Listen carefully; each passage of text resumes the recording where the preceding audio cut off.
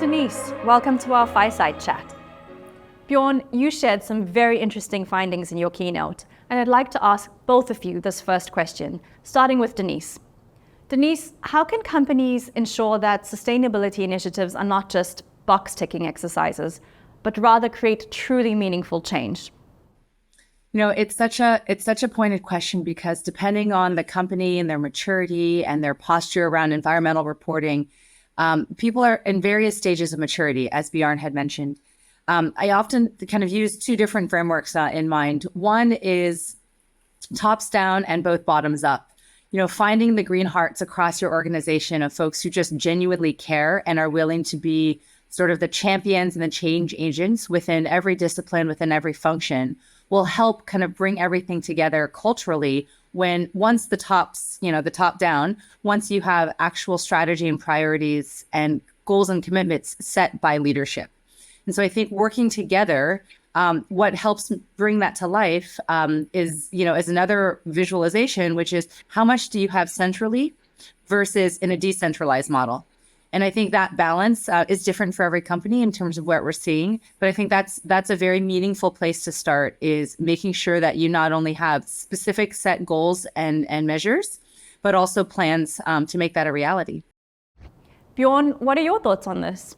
Yeah, fully agree with Denise, and I would say definitely start with a business and an IT strategy for sustainability. We still see too many organizations jump right in without a clear plan, without having done, let's say, a materiality assessment.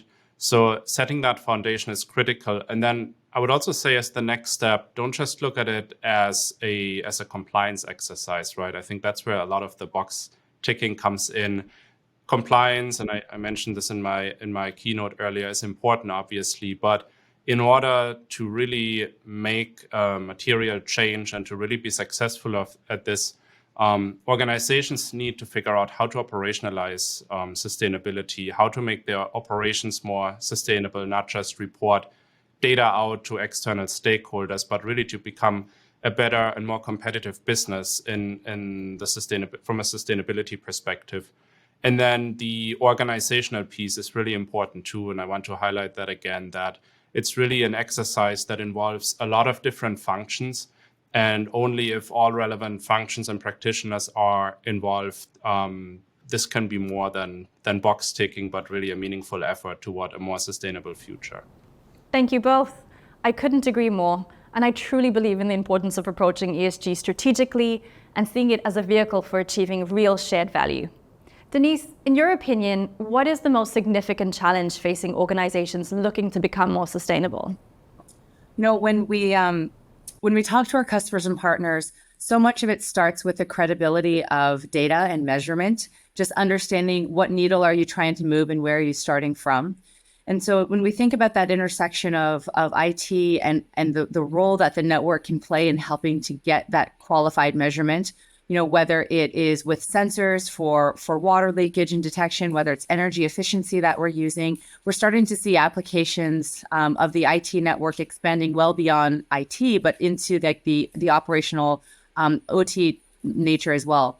And so the measurement that both aligns to the compliance and reporting side, as well as the operational business procedures that can go and change and actually make a material difference, is where a lot of companies are struggling, right? If they're looking at a specific project, how do we make sure IT and the role of technology can be used integrated from the beginning and not as an afterthought at the end?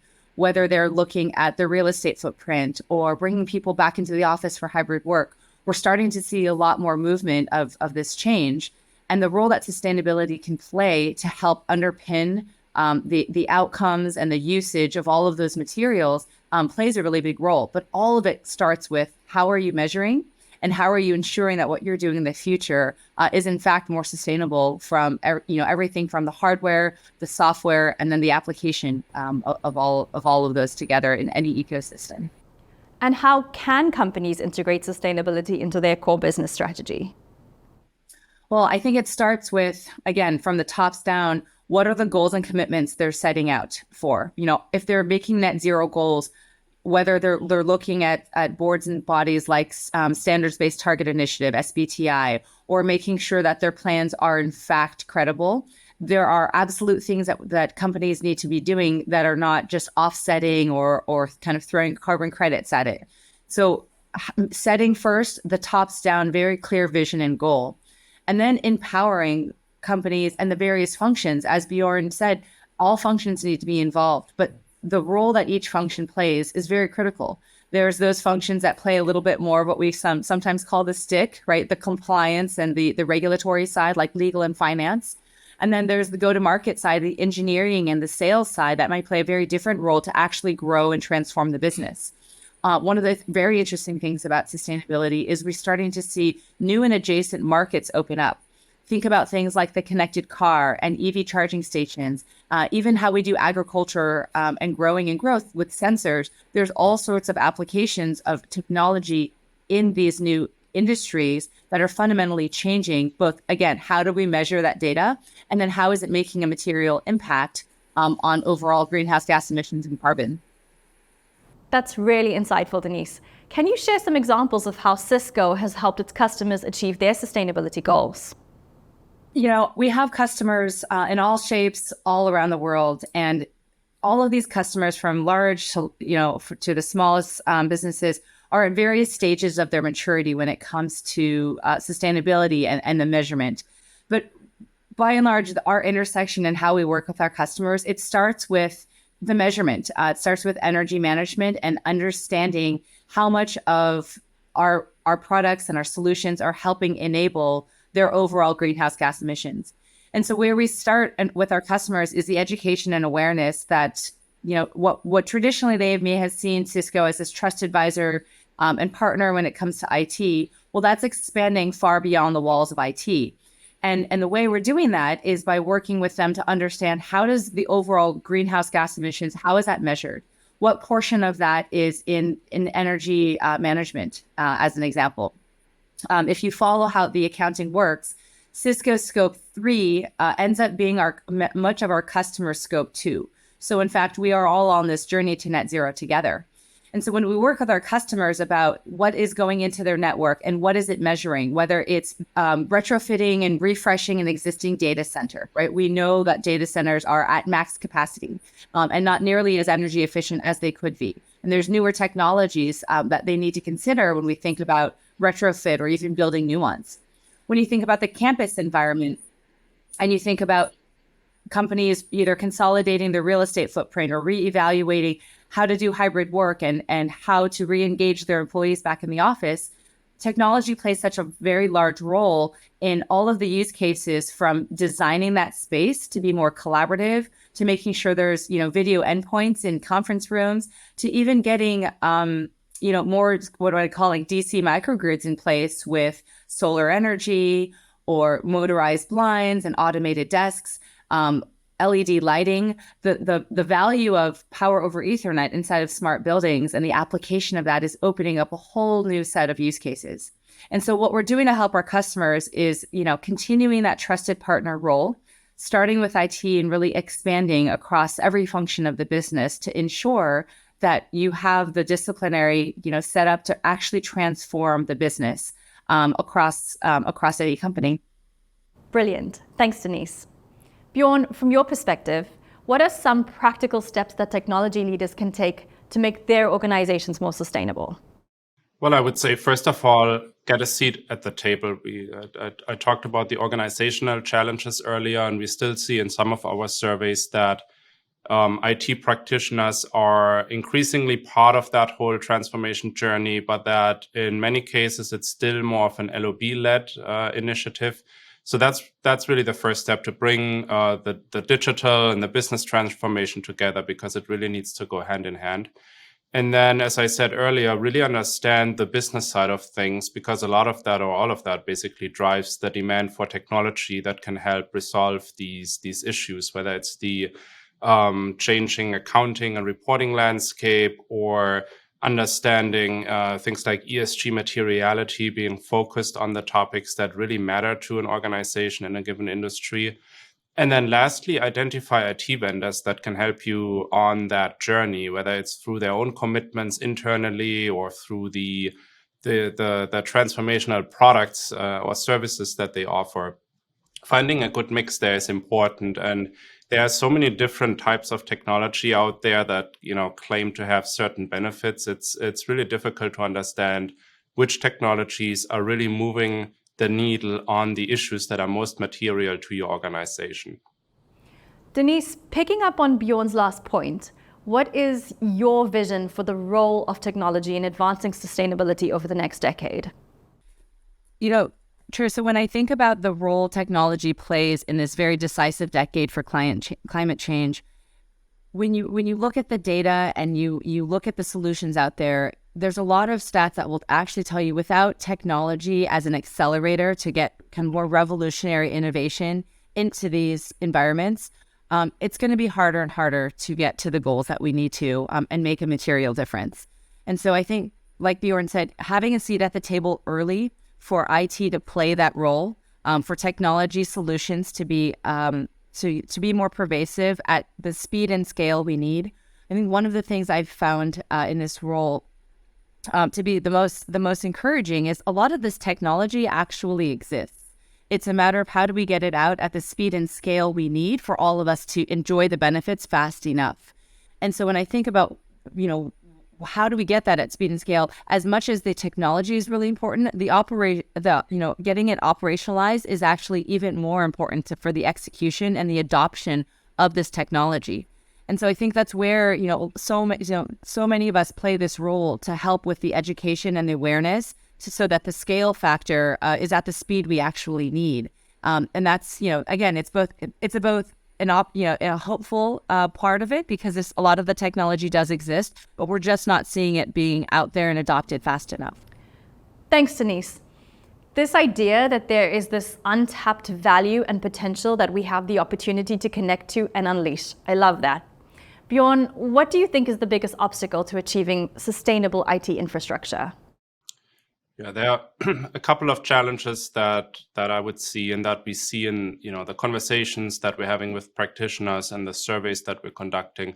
I would say the two main challenges are the ESG data challenge and then a people challenge. And I don't mean people challenge just from the perspective of organizational change, but creating know-how on getting started with a sustainable business strategy and then applying technology to that. We see those two elements on top of the list when we ask organizations about their challenges around sustainability, and it's really not easy. The ESG data challenge is particularly important to solve because, one, we have the changing reporting requirements, which increasingly ask organizations to look deep into their supply chain, not just from an emissions perspective, but also in regard to social sustainability, for example, human rights management, etc., and to quantify their performance and the performance of their suppliers and their partners in a standardized, metrics-driven way.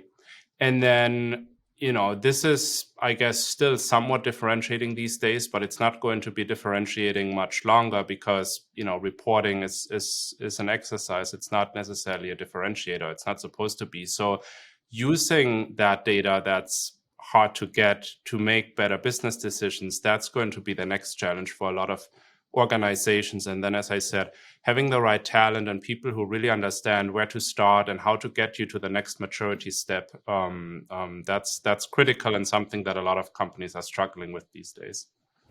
And what role do you think managed services play in achieving long-term sustainability goals? Yeah, a critical role. I mentioned this in the keynote earlier. In our own predictions report, we see that a lot of professional or business services engagements have a managed services component now, which is mostly due to the complexity of the issue and the fact that there's a lack of skills and know-how in the buying organization. So services firms have always been at the forefront of sustainable transformation enablement. It's been the starting point for us at IDC for our research, and a lot of the services providers that we work with, have been in this for a long time, and we still see in our surveys that they are mostly or that they are involved in most engagements around sustainability, whether those are more business or IT-led engagements. So I can only see managed services playing a bigger role in the future as the landscape gets more complex, as not just the business challenges and the reporting challenges, but also the IT challenges are getting more complex, to help companies really get up to speed, because there's not a lot of time left to address many of these issues. Thanks, Bjoern. I have a final question for the both of you. How can companies balance the need for short-term financial results with the long-term goal of sustainability? Bjoern, let's start with you. Well, I would say, you got to treat this as a business topic. Sustainability and profitability are not two opposing threats. It's actually quite the opposite if you understand the rationale behind ESG. And I think George Seraphim of the Harvard Business School provided empirical evidence as early as 2013 or so on the performance on material ESG topics and positive stock returns. So there's an increasing amount of evidence out there that sustainability, if done the right way, makes good business sense. And it is important, I would say, to focus really on what's material to your organization. You can't be the best at everything, and it's impossible, to change the world on your own. But starting with purpose and with your mission, and then conducting a materiality assessment, identifying what's really critical to your operations from an ESG perspective, and then building on top of that, see where it makes sense from a cost perspective. That's probably a good way of aligning your business and the sustainability topics that are material to your industry or your specific company, and it keeps you away from any sort of hypocritical window dressing, as CSR was often labeled in the past, where it's really just about doing something that sounds good or looks good. So starting with the business case, finding the topics that are material, and then also translating that into the demand for technology. I mean, obviously, depending on the industry that you play in, the sustainability of the IT can be more or less relevant. I would say for most or for all industries, sustainability enabling technology like ESG software is really critical these days, and other technologies. So, it's a complex journey, but there's definitely no reason to look at both sides as opposing to each other. Bjoern, I think that's fantastic, and I couldn't agree more. What I would layer on to that even more so when we think about the short term and long term, one of the things that the greenhouse gas emission scope accounting helps us do is all measure in a consistent and standardized way, right? When we think about that compliance and reporting, and the checks and balances and how we do that measurement makes us all truly ticked and tied together and on how we go about this. So depending on the company and what your primary focus is, go find where you can move the needle the fastest. Go find that low-hanging fruit. If you know that you have a refresh coming up in your data center, and your data center is ripe for moving to a more modern architecture and technology that maybe perhaps can have a more density per rack and better overall power utilization, and that's taking up a significant amount of your greenhouse gas emissions, start there. If you're reevaluating your campus environment and looking at your building space, and your buildings are consuming a tremendous amount of energy, but they're only 25% full, I think there are things in that short term you can do so that it doesn't feel like such a burden and an incremental lift. And those business cases start to really ring true when you look at the overall ROI and even the overall total cost of ownership when you consider the newer technology that's available today to help both in that short term, but then to build that long term. The other data that's really interesting is we're seeing companies have much higher employee satisfaction, retention, and hiring rates with the commitment to sustainability and overall ESG goals, which are long-term. And when we consider the next generation that's coming, there are, universities around the world now have much larger programs with environmental studies, engineering, and a focus on sustainability. And that generation, right, Generation Z, will make up the primary part of the workforce in the coming years.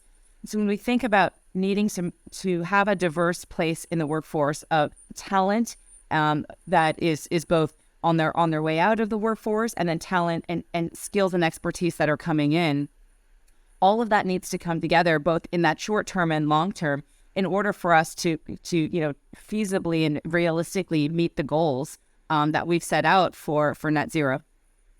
It's certainly a journey. And from what I hear from you both, this journey to drive transformative change is a necessary one, and one poised to create real value, including business value, if approached in the right way. Thanks so much to you both for your time today and for sharing your insights on deconstructing sustainability and what IT can do to drive change in this decade for decisive action on climate. Now we'll hand over to Toby Alcock and our panel of CIOs who will share their journey to sustainable IT and how technology is enabling them to do that. Thank you very much.